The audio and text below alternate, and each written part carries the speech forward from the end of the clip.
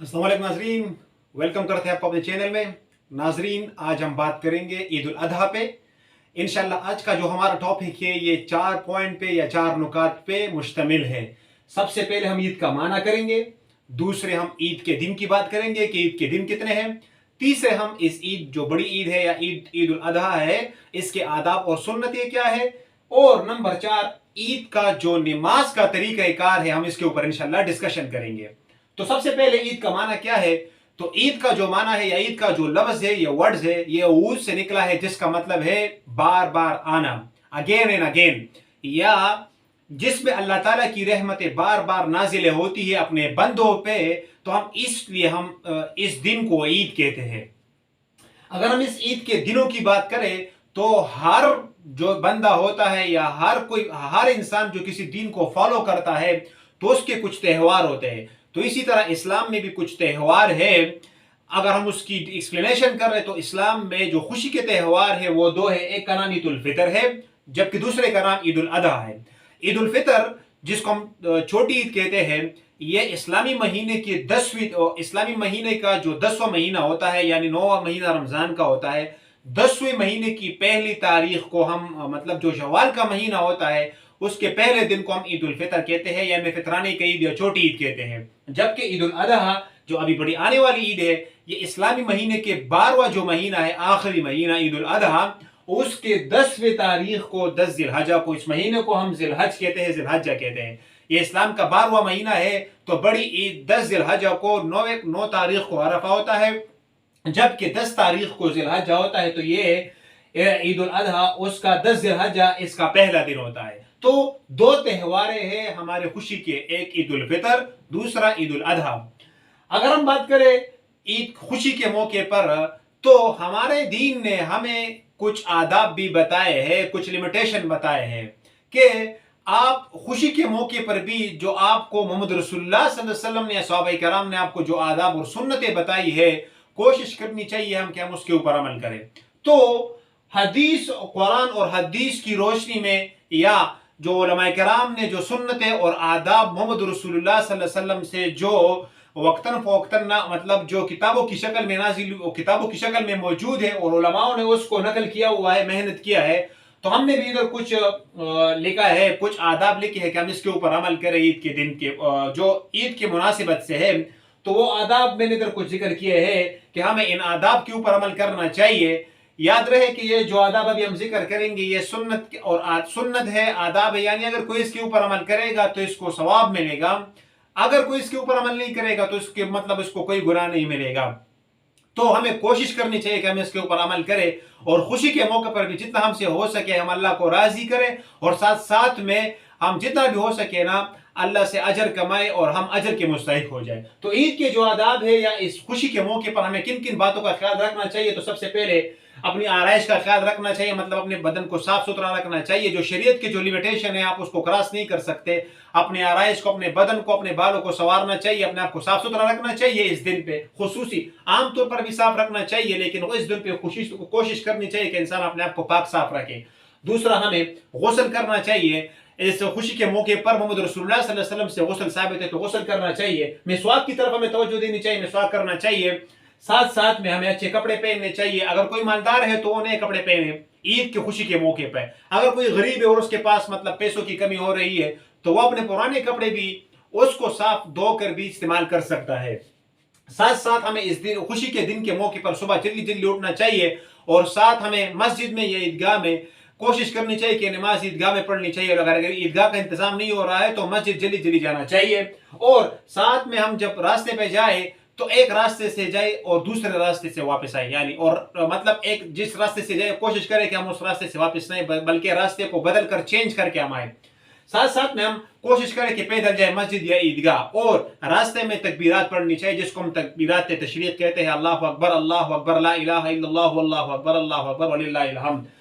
और जो बड़ी, चूंकि अभी बड़ी ईद आने वाली है तो कोशिश करनी चाहिए कि नमाज से पहले और नमाज के बाद हमें कुछ खाना नहीं चाहिए, बल्कि खाने की शुरुआत हमें कुर्बानी के गोश्त से करना चाहिए। लेकिन याद रखो ये सुन्नत है, इसमें कोई वाजिब नहीं है। अगर कोई इसके ऊपर अमल नहीं करेगा तो उसको किसी किस्म का गुनाह नहीं मिलेगा। लेकिन हमारे लोगों को कुछ गलतफहमी होती है कि वो कह रहा है کہ ہم نے آدھا روزہ رکھا ہے تو آدھا روزہ نہیں ہوتا ہے بلکہ یہ مستحب ہے. روزہ جو ہے وہ صبح صادق سے لے کر غروب آفتاب تک ہوتا ہے، یعنی صبح سے لے کر شام تک ہوتا ہے. تو یہ پھر کیسا روزہ ہو گیا ہے؟ تو ہمیں کوشش کرنی چاہیے کہ ہم ان آداب کے اوپر عمل کریں تاکہ ہم سے اللہ بھی خوش ہو اور ہمیں زیادہ سے زیادہ اجر بھی ملے. اگر ہم بات کریں نماز کا طریقے کی، عید کی جو نماز، تو چونکہ یہ سال میں ایک مرتبہ آتی ہے تو اکثر لوگ یہ نماز کا طریقہ بھول جاتے ہیں. تو عید کی جو نماز ہے یہ 2 رکعت واجب نماز ہے. اس میں نہ اس میں نہ اقامت ہوتی ہے اور نہ ہی اذان ہوتی ہے، یہ اذان اور اقامت کے بغیر ہوتی ہے.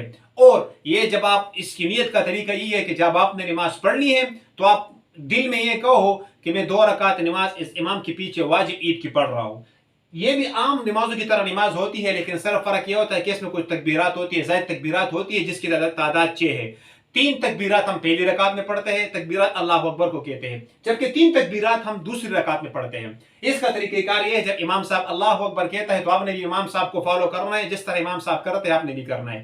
امام صاحب کانوں تک ہاتھ اٹھائے گا تو آپ نے بھی کانوں تک ہاتھ اٹھانے ہیں. امام صاحب سبحانک اللہم جس کو ہم ثنا کہتے ہیں یہ پڑھے گا ولا الہ غیرک تک، تو آپ نے بھی سبحانک اللہم دل میں پڑھنا ہے. پھر امام صاحب 3 تکبیرات کہے گا، زائد تکبیرات، اللہ اکبر پڑھے گا، کانوں تک ہاتھ اٹھائے گا، آپ نے بھی ہاتھ اٹھانے ہیں اور نیچے ہاتھ لٹکا دینے ہیں. 3 مرتبہ امام صاحب ہاتھ اٹھائے گا اور آپ نے بھی 3 مرتبہ ہاتھ اٹھانے ہیں، لیکن تیسری مرتبہ امام صاحب ہاتھ باندھ دے گا اور آپ نے بھی تیسری مرتبہ ہاتھ باندھ لینا ہے. اور امام صاحب پھر اعوذ باللہ بسم اللہ اور سورت پڑھ کر جس طرح ہم عام رکعت پڑھتے ہیں قرات اور پورا یعنی پھر رکوع اور سجدہ کر کے پہلی رکعت پوری کر لے گا. دوسری رکعت میں جب آپ اٹھو گے تو امام صاحب پھر اعوذ باللہ بسم اللہ پڑھ کر یعنی جب دوسری رکعت کی وہ شروعات کرے گا، جس طرح ہم عام طور پر نماز پڑھتے ہیں تو اسی طرح امام بلند آواز سے پھر جو ہے قرات کرے گا. اور جب قرات ختم کر کے یعنی سورۃ الفاتحہ پڑھے گا اور ساتھ میں کوئی سورت پڑھے گا، اس کے بعد امام صاحب رکوع سے پہلے یعنی رکوع میں نہیں جائے گا، رکوع سے پہلے 3 تکبیرات پڑھے گا، اللہ اکبر بلند آواز سے. جو مقتدی ہوگا وہ بھی اپنے دل میں اللہ اکبر کہے گا، زبان سے ہلکی آواز سے ہاتھ اٹھا کر پھر نیچے لٹکائے گا، کانوں تک ہاتھ اٹھائے گا، امام صاحب بھی اور مقتدی بھی، لیکن امام صاحب تیز بولے گا جبکہ مقتدی آرام سے بولے گا. 3 مرتبہ رکوع سے پہلے، چوتھی مرتبہ اور ہاتھ لٹکا کر چھوڑے گا امام صاحب بھی اور مقتدی بھی. چوتھی مرتبہ امام صاحب جب ہاتھ اٹھائے گا تو پھر رکوع کے لیے چلا جائے گا اور رکوع کر کے پھر آخری رکعت کو مکمل کر کے سلام پھیر لے گا.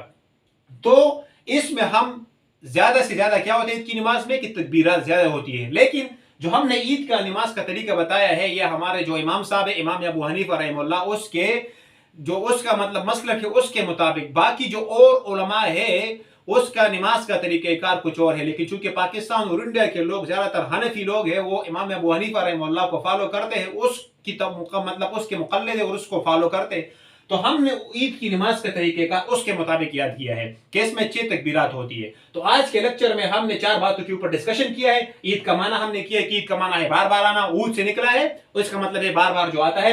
عید کے دن کی اگر ہم بات کر لیں تو اسلامی تہوار جو سال بھر میں ہے وہ 2 ہے، ایک عید الفطر ہے جس کو ہم چھوٹی عید کہتے ہیں، دوسرا عید الاضحیٰ جو بڑی عید ہے. عید الفطر اسلامی مہینے کے 10واں جو مہینہ ہوتا ہے اس کی پہلی تاریخ کو ہوتی ہے، جبکہ بڑی عید جو ہے عید الاضحیٰ یہ 12ویں مہینے کی 10 تاریخ 10 ذی الحجہ کو ہوتی ہے. اگر ہم عید کے دنوں کی بات کر لیں تو وہ 3 دن ہوتے ہیں، 1 2 3 یعنی 3 دن ہوتا ہے. عید کے ہم نے آداب کا کچھ ذکر کیا، یعنی ہمیں اس کے اوپر عمل کوشش کرنی چاہیے کہ ہم اس خوشی کے موقع پر بھی اسلام کی تعلیمات کو فالو کر لیں، اس کے اوپر جتنا ہو سکے ہم اس کو عمل کریں اور دوسروں کو بھی بتائیے کہ وہ بھی کوشش کرے کہ اس کے اوپر عمل کرے. عید کی نماز کا طریقہ کار ہم نے بات کی کہ ہم یہ 2 رکعت نماز ہوتی ہے واجب، جس میں جو عام نمازوں کی طرح ہوتی ہے لیکن یہ واجب ہوتی ہے، لیکن اس میں کچھ زائد تکبیرات ہوتے ہیں. 3 تکبیرات جو ہے وہ ثنا پڑھنے کے بعد یعنی ولا الہ الا اللہ کے بعد یہ، اور 3 تکبیرات رکوع سے پہلے، تو ٹوٹل 6 تکبیرات ہم اس نماز عید میں ہم پڑھتے ہیں. تو ناظرین امید ہے آج آپ کو ہمارا یہ لیکچر اچھا لگا ہوگا. تو عید کے موقع کی مناسبت سے آپ ہماری ویڈیو کو لائک بھی کریں، شیئر بھی کریں اور کوشش کریں کہ اس ویڈیو کو شیئر کرنے کے بعد سبسکرائب بھی کریں اور اپنے پیج سے اس کو آگے بھی بڑھائیں تاکہ اپنے پیج سے اس کو اور لوگوں کو بھی جو ہے شیئر کریں تاکہ ان آداب سے اور مسلمانوں بھی مستفید ہو، اس کو بھی فائدہ پہنچے اور آپ بھی زیادہ سے زیادہ ثواب کما سکو. انشاءاللہ پھر نیکسٹ ویڈیو میں آپ سے انشاءاللہ پھر ملاقات ہوگی. تب تک کے لیے اللہ حافظ اور السلام علیکم.